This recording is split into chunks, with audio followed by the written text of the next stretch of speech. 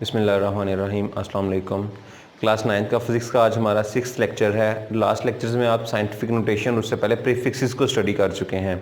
आपको मैंने बताया था कि साइंटिफिक नोटेशन और प्रीफिक्सेस का हम इस्तेमाल करते हैं जब बहुत बड़ी वैल्यू या बहुत छोटी वैल्यू को हम लोगों ने ईजी अंडरस्टैंडिंग के लिए लिखना हो। बड़ी वैल्यू को हम या छोटी वैल्यू को इस तरीके से यूज़ करके प्रीफिक्सेस इस्तेमाल करके या साइंटिफिक नोटेशन का इस्तेमाल करके बिल्कुल एक शॉर्ट फॉर्म में सिंपल फॉर्म में लिख सकते हैं, जिसके हमारे सवालों को सॉल्व करना या उनको मल्टीप्लाई डिवाइड करना इजी हो रहता है। इससे आगे चलते हैं, हमारा नेक्स्ट टॉपिक है मेजरिंग इंस्ट्रूमेंट्स का। मेजरिंग इंस्ट्रूमेंट्स ऐसे इंस्ट्रूमेंट्स होते हैं, जैसा कि नाम से भी पता चल रहा है, जिनको हम डिफरेंट ऑब्जेक्ट्स को मेजर करने के लिए इस्तेमाल करते हैं। अब ये जो हम लोग मेजरिंग कर रहे हैं, जो ऑब्जेक्ट्स को मेजर कर रहे हैं या जिस चीज़ को मेजर कर रहे हैं, वो किसी चीज़ का मैस भी हो सकता है। उसके लिए हम वेइंग मशीन इस्तेमाल कर सकते हैं। फॉर एग्जांपल आपने अक्सर घरों में या बाहर मार्केट्स में शॉप्स वगैरह में वेइंग मशीन्स देखी हैं जिनके ऊपर वेट किया जाता है या मैस मालूम किया जाता है। इसी तरीके से अगर किसी चीज़ की लेंथ मालूम करनी है तो उसके लिए मीटर रूल इस्तेमाल किए जाते हैं, मेजरिंग टेप इस्तेमाल की जाती है और डिफरेंट किस्म के स्केल्स हम इस्तेमाल करते हैं। आम घरों में या बच्चे भी आप लोग भी अपने पास स्केल रखते हैं, वो भी एक मेजरिंग इंस्ट्रूमेंट हो जाएगा। इसी तरीके से ये जो मेन इंस्ट्रूमेंट था, ये लेंथ मेजर करने के लिए इस्तेमाल किया जाता है। इससे आगे चलते हैं, और आप लोग measuring instrument, temperature measuring instrument हो सकता है। थर्मामीटर जो है वो एक मेजरिंग इंस्ट्रूमेंट है, जो कि थर्मामीटर जो है वो मेजरिंग इंस्ट्रूमेंट है जो कि टेम्परेचर मेजर करने के लिए इस्तेमाल किया जाता है। तो इस तरीके से हम बता सकते हैं कि डिफरेंट मेजरिंग इंस्ट्रूमेंट्स हैं जो डिफरेंट डिवाइसेस को मेजर करने के लिए या डिफरेंट ऑब्जेक्ट्स को या डिफरेंट चीज़ों को, क्वांटिटीज़ को मेजर करने के लिए इस्तेमाल किए जाते हैं।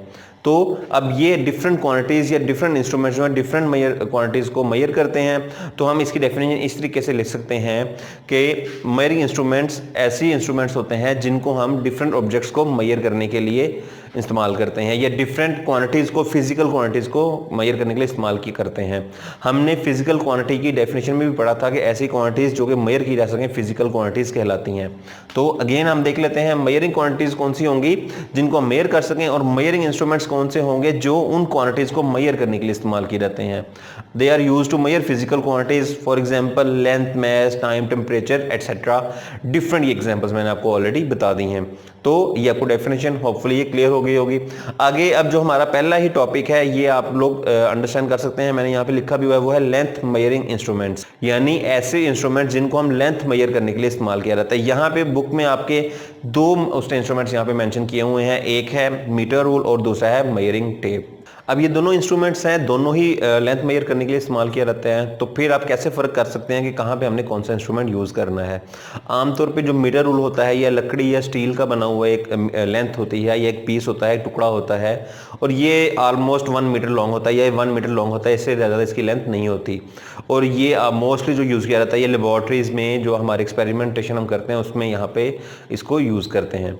तो लैब्स के अंदर या लेबॉर्ट्रीज़ के अंदर हम जो मीटर रूल इस्तेमाल करते हैं उसके बारे में भी हम यहाँ पर पढ़ेंगे। और इसके अलावा दूसरा मेजरिंग टेप है। मेजरिंग टेप आमतौर पे आप लोगों ने देखी होगी, जब कारपेंटर्स जो होते हैं, जो बढ़ई लकड़ी का काम करते हैं, या ब्लैक स्मिथ जो लोहे का काम करते हैं, इस तरीके से जो भी कोई बिल्डिंग जो बनाने वाले होते हैं, कंस्ट्रक्शन के जो वर्कर्स होते हैं, वो इसको इस्तेमाल करते हैं लंबी पैमाइशों को करने के लिए। ये 10 मीटर भी लॉन्ग हो सकती है, 20, 30, 50, 100 मीटर तक लॉन्ग हो सकती है। अपनी रिक्वायरमेंट के हिसाब से हर बंदा इसको यूज़ करता है। तो जो छोटा हमारा डिवाइस है, छोटी हमारी डिवाइस है, जो छोटा इंस्ट्रूमेंट है, उसको हम लोग, ये एक स्केल की तरह का होता है और इसको मीटर रूल कहते हैं। और जो लंबी डिवाइस है, जो लंबी इंस्ट्रूमेंट है, जिससे हम ज़्यादा चीज़ों की पैमाइश कर सकते हैं, उसको फिर हम मेजरिंग टेप का नाम देते हैं। ये मेजरिंग टेप जो है, ये आपको जिस तरह मैंने मीटर रूल का बताया, ये लकड़ी या स्टील का होता है। ये मेजरिंग टेप प्लास्टिक में भी आ सकती है, और इसके अलावा पेपर या इसको क्लोथ या कपड़े में भी ये बनी हुई हो सकती है। तो ये इसके डिफरेंट मटेरियल्स इसको बनाने के लिए इस्तेमाल किए जाते हैं। इससे आगे चलते हैं। अब इसके ऊपर जो डिवीजन होती है, ये इसके ऊपर जो मिनिमम हम रीडिंग कर सकते हैं, इन दोनों से मिलीमीटर से 1 मिलीमीटर तक वो रीडिंग हो सकती है। अब मीटर रूल या मेजरिंग टेप के ऊपर जो कम से कम ये छोटी छोटी वैल्यू जो होगी जिसकी हम पैमाइश कर सकते हैं, वो लीस्ट काउंट, किसी भी डिवाइस का जो मिनिमम वैल्यू उसका लीस्ट काउंट कहलाता है। इसी तरीके से यहाँ पे जो हम मिनिमम पैमाइश कर सकते हैं वो 1 मिलीमीटर होती है, यानी जो छोटे से छोटी वैल्यू मीटर रूल या मेजरिंग टेप को इस्तेमाल करके की जा सकती है, उसका जो लीस्ट काउंट कहलाता है वो 1 मिलीमीटर होगा। लीस्ट काउंट की डेफिनेशन मैं आपको दोबारा एक्सप्लेन कर देता हूं। लीस्ट काउंट ऐसी मेजरमेंट होती है जो कि किसी इंस्ट्रूमेंट को यूज करके तो कम से कम वैल्यू से कैलकुलेट की जा सके, यानी ऐसा एक इंस्ट्रूमेंट जो कम से कम वैल्यू कैलकुलेट कर सकता है, मेजर कर सकता है, उसको हम उसका लीस्ट काउंट कहते हैं। तो मेजरिंग टेप या मीटर रूल का जो लीस्ट काउंट है वो 1 मिलीमीटर हो जाएगा। अब इससे आगे हैं कुछ प्रिकॉशंस हमने लेनी होती हैं जब भी हम कैलकुलेशंस कर रहे होते हैं। प्रिकॉशंस किस चीज़ की हैं कि जब भी आप किसी चीज़ की रीडिंग कर रहे हो, कोई मेजरमेंट ले रहे हो, किसी चीज़ की लेंथ मालूम कर रहे हो, कोशिश आपने ये करनी है कि अपना जो आई है, जो अपना आई जो आप उसको देख रहे हो, ऑब्जेक्ट को देख रहे हो, जिस जगह पे आपने कैलकुलेट कर रहे हो, जो मेजर कर रहे हो, वो बिल्कुल उसके ऊपर रखा जाए। अगर आप उसको लेफ्ट पे या राइट पर या किसी साइड पर ले जाएंगे तो आपको हो सकता है रीडिंग करने में मसला आ रहा हो या आप एग्जैक्ट रीडिंग ना ले सकें। तो इसलिए अपना इस चीज़ पे फोकस रखें, इस चीज़ की कोशिश करें कि जो आपने रीडिंग जब लेनी है, आप अगर मीटर रूल यूज़ कर रहे हैं या इसके अलावा मेजरिंग टेप यूज़ कर रहे हैं या आगे हम और भी ऑब्जेक्ट्स पढ़ेंगे, तो जब भी आप कोई रीडिंग लें, कोई इंस्ट्रूमेंट की मेजर कर रहे हों, तो कोशिश आपका इस चीज़ पे होनी चाहिए, इस चीज़ की कोशिश करें कि आप बिल्कुल उसके ऊपर रखें अपनी आइज़ और फिर उसके रीडिंग लें। अगर आप लेफ्ट या राइट पे किसी एक साइड पर जाएंगे तो फिर आपके लिए रीडिंग एक्यूरेट लेना प्रॉब्लम हो जाएगी, वो एग्जैक्टली रीडिंग करेक्ट नहीं आएगी। जो इस तरीके से आप करेक्ट रीडिंग ले सकेंगे।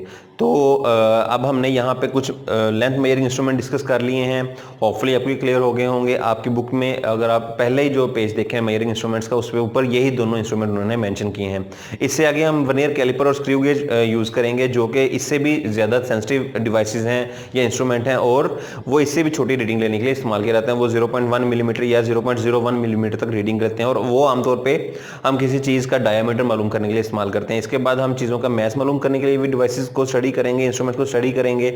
आज के दिन का आपका लेक्चर इतना ही है कि आपने क्या हमारे पास मेजर इंस्ट्रूमेंट क्या होते हैं उनको स्टडी करना है और उसके अलावा लेंथ मेजर इंस्ट्रूमेंट्स में कौन कौन सी चीज़ें आती हैं और उनके लीस्ट काउंट और इसके प्रिकॉशंस क्या हैं उनको आप स्टडी करेंगे। इसके अलावा आपको पता होना चाहिए कि कौन कौन इसको कहाँ पे यूज़ करता है। जैसा कि मैंने आपको पहले बताया, मीटर रूल लैब्स में यूज़ किया जाता है और मेजरिंग टेप जो है वो कारपेंटर्स या ब्लैक स्मिथ वगैरह इस्तेमाल करते हैं। तो होपफुली आपको ये सारा लेक्चर क्लियर हो गया होगा। अच्छी तरीके से इसको प्रिपेयर कर लें। Thank you.